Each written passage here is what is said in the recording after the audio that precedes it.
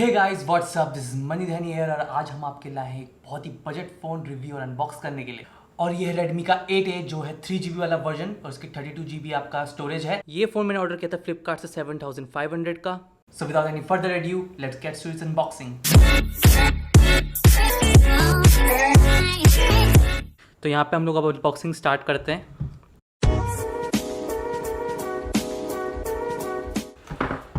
तो ये हमारा फ़ोन, पहले हम इसको साइड रखते हैं और देखते हैं हम इसमें क्या क्या है। ये आपको पावर कॉर्ड का अडेप्टर और तो ये कुछ है नहीं इसमें, तो इन सब चीज़ों को हम करते हैं साइड। बाकी इसमें स्टार्टअप गाइड वगैरह सब है रेडमी का। और ये हमारा मेन फ़ोन।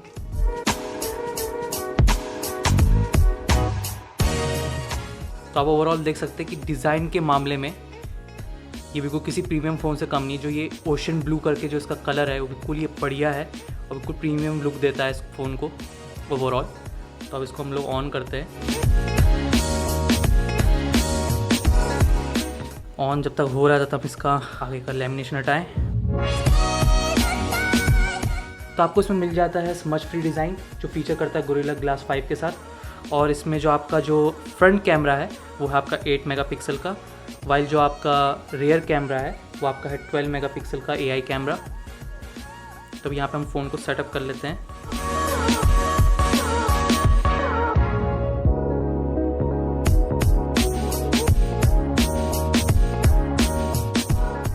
तो जब तक यहाँ पे फ़ोन सेटअप हो रहा था तब हम उसकी फ़ोन की और स्पेशलिटी की बात करें। जो इस फ़ोन का सबसे मेन फीचर है जिसके लिए बहुत ही यूज़फुल है वो इसका है बैटरी बैकअप। इसमें 5000 mAh की बैटरी है।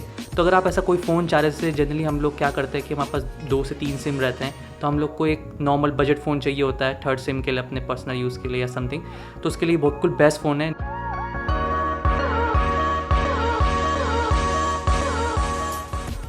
और इसमें जो आपका इंटरफेस रहता है ये तो इसमें MI का फ़ोन है तो इसमें MI UI रहता है।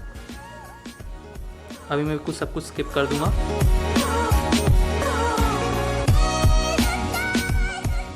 तो यहाँ पे हमारा फाइनली जाके फ़ोन लोड हो गया है। और एक कुल ओवरऑल जो MI प्रोसेस लेता है as compare to other phones बहुत ही लॉन्ग रहता है, MI का अपना अकाउंट सेटअप करना वगैरह वगैरह। तो यहाँ पे अगर ओवरऑल इसके टच की बात की जाए तो ठीक है, एवरेज है, ज़्यादा कोई इतना बढ़िया टच नहीं लग रहा है। तो इसमें सबसे बढ़िया है इसका स्नैपड्रैगन 439 ऑक्टा कोर प्रोसेसर। तो आपको इसमें स्नैपड्रैगन का प्रोसेसर मिलता है। साथ ही साथ आपको इसमें स्टोरेज में आपको मिल जाती है 32GB की स्टोरेज, जिसमें जो एक्सपेंडेबल हो सकती है 512GB तक।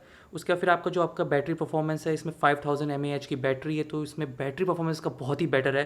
अब हम लोग बात करते हैं इस फ़ोन के कैमरे की। तो सबसे पहले हम लोग उठाते हैं रेयर कैमरा जो है 12 मेगापिक्सल का और इसमें अपर्चर है f1.8। ये वीडियो शूट कर सकता है 1080p पे 30 fps पे। जिसका फ्रंट कैमरा है वो भी 1080p पे कर सकता है 30 fps पे। अब हम लोग बात करते हैं जो हमने सैंपल शॉट ले रखा है, आप देख सकते हैं कलर एंड एक्सपोजर तो इस कैमरे ने ठीक ठाक मेंटेन किया हुआ है। पर अगर हम लोग बात करें जो हमने ये इसमें लीव्स एंड ये सब ट्री देख सकते हैं, तो थोड़ा बहुत डिटेल लूज़ तो हो ही रहा है, शार्पनेस भी कम हो ही रही है, पर फिर भी आप लीव्स को आपस में डिफ्रेंशिएट कर सकते हैं। कुछ लो बजट कैमरे होते हैं जिसमें जो छोटे छोटे जो ऑब्जेक्ट्स होते हैं जैसे लीव्स उसमें आपस में आप डिफ्रेंशिएट नहीं कर सकते हो। जब आप जूम करोगे तो सब कुछ वो मिक्स आउट हो चुके होते हैं, ब्लर हो चुके होते हैं, बट यहाँ पे ऐसा नहीं है इस कैमरे। बाकी एक और प्रॉब्लम आती है वो है इसका फोकस की। फोकस लेने में थोड़ा टाइम लेता है ये। बाकी इसके फ्रंट कैमरे में dual pixel face detection auto focus है। तो HDR मोड में अगर हम शूट करते हैं तो ये थोड़ा जो डायनेमिक रेंजेस में जो प्रॉब्लम्स आती हैं हमारे इमेजेस की इश्यूज वो ठीक हो जाती हैं, बट HDR मोड में शटर स्पीड बहुत स्लो हो जाती है, तो आप डिले फील कर सकते हैं जब आप फोटो स्नैप करेंगे। आजकल के जैसे फ़ोनों में ट्रिपल कैमरा ऐसे कुछ आते हैं, बट इस फ़ोन में ऐसा नहीं है, सिंगल कैमरा ये। तो मैंने एक लैंडस्केप मोड में भी फ़ोटो खींच के देखी ये इवनिंग टाइम की, तो उसमें आपको पता है लाइट ठीक ठाक रहती है, तो उस हिसाब से इसने अच्छी फ़ोटो ले रखी है। और अगर हम सुबह की भी बात करें तो समय भी फ़ोटो बहुत अच्छी लेता है। तो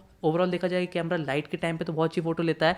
और अगर मैं इसको थोड़ा जूम करके देखूँ, पर्टिकुलरली अगर हम लोग ट्री की बात करें, इसमें जो ट्री है अगर आप देख सकते हैं उसको जूम करके देखें तो जो लीव्स हैं आप देख सकते हैं कि नॉइज़ बहुत इंट्रोड्यूस हो जाता है, क्योंकि एक तो रेजोल्यूशन भी कम ही है इसका, 12 मेगापिक्सल भी आजकल कम ही रहता है, बट फिर भी आप देख सकते हैं लीव्स आपस में मिक्स नहीं हुए हैं। जो लो शेडो रीजन है वहाँ भी ऐसा कुछ ब्लर आउट या मिक्सिंग ऑफ कलर्स नहीं हुए हैं, आपस में आप डिफ्रेंशिएट कर सकते हैं।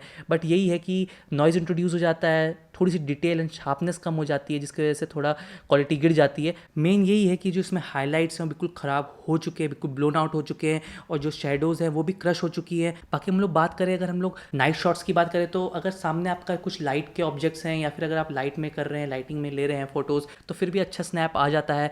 बट अगर आपके पास अगर नॉर्मल जैसे हम लोग स्ट्रीट में घूमते हैं या नॉर्मल हमारा स्ट्रीट लाइट है, तो उसमें फ़ोटो बहुत ही बेकार आती है। इसलिए मैंने वो सैंपल नहीं डाला है, क्योंकि उसमें आप ढंग से डिफ्रेंशिएट कर ही नहीं पाओगे कहाँ पे क्या है, कहाँ पे क्या है। वैसे भी ये है तो चाइनीज़ फ़ोन ही, तो इसमें ऐसा ना हो कि आप चाह रहे हो बनाना व्लॉग और बन जाए टिकटॉक। बाकी हम लोग को बात करते हैं इसके फ्रंट कैमरे की, जो है 8 मेगापिक्सल का, और इसमें अपर्चर है f2.0। आप देख सकते हैं अपर्चर अब इसका ज़्यादा हो गया है, तो इसमें लाइट कम आएगी, तो लो लाइट परफॉर्मेंस इसकी अब ख़राब ही होने वाली है इसके रियर कैमरे के हिसाब से। बाकी इसमें वीडियो शूट भी इसमें भी 1080p में हो जाती है 30 FPS में। अब आप देख सकते हैं जो ये सैम्पल शॉट है, इसमें आप देख सकते हैं मेरे फेस पे जो टेक्सचर है वो कैसा स्मूथ हो गया है, बिल्कुल फेस में आप देख सकते हैं ऑल अराउंड स्मूथ हो गया है, तो ये कलर स्मूथ कर रहा है। बाकी आप एजेस में भी देख सकते हैं, जो फेस के एजेस में कि थोड़ा सा ब्लर हो चुका है, आप देख नहीं सकते कहाँ पे फेस ख़त्म हो रहा है और कहाँ पे शुरू हो रहा है, तो बस वहाँ पे थोड़ा सा ये प्रॉब्लम है। बट स्टिल फिर भी शार्पनेस एंड डिटेल फिर भी इसने अच्छी खासी मेंटेन की हुई है। आप देख सकते हैं 8 मेगापिक्सल ही है इसका रेजोल्यूशन, उस हिसाब से तो बहुत अच्छी फोटो ले रखी है। बट ओवरऑल फिर भी कैमरा उस हिसाब से बेटर है। हम लोग को ये भी ध्यान रखना है कि 7500 इसका कॉस्ट प्राइस है, तो इस हिसाब से इसका बढ़िया कैमरा है। इसमें आपको डुअल सिम स्लॉट मिल जाता है, साथ ही साथ आपको माइक्रो SD कार्ड का भी स्लॉट मिलता है, जिससे आप अपना स्टोरेज एक्सपेंड कर सके। इसमें आपको AI का फेस अनलॉक भी मिल जाता है। अगर हम लोग बात करें फ़ोन के बॉटम की, तो यहाँ पे स्पीकर, साथ में type C charger, mic and headphone jack आपको बॉटम में है चारों के चारों। बाकी आपको ये कॉलिंग करने के टाइम पे एक स्पीकर आपको यहाँ पे टॉप पे मिलता है, जस्ट आपके कैमरे के ऊपर। इफ़ अगर आप एक बस बैकअप फ़ोन चाह रहे हैं जिसमें आप नॉर्मल व्हाट्सएप एंड कॉलिंग कर सके, तो उसके लिए बिल्कुल बेस्ट फ़ोन है। इसका लॉन्ग बैटरी बैकअप आपको कहीं भी, अगर आप ट्रिप पे भी जा रहे हैं, अगर आपको एज ए बैकअप फ़ोन रखना है अपने लिए, तो उसके लिए भी ये बिल्कुल बेस्ट है और सूटेबल है कंडीशन के लिए। इसमें मैंने PUBG खेलने का भी ट्राई किया, बट फ़ोन बहुत लैग कर रहा था। अगर आपको PUBG खेलना है इस फ़ोन में, तो आप इसका 4GB वाला मॉडल लेना, वो ऑलमोस्ट अराउंड 10,000 का है या 9,000 के अराउंड पड़ जाएगा। तो ये वीडियो हम लोग यहीं पे खत्म करते हैं गाइस। ऐसी और वीडियोस देखने के लिए सब्सक्राइब माय चैनल। अगर आपको ये वीडियो पसंद आई होगी तो please like and share. Meet you next time.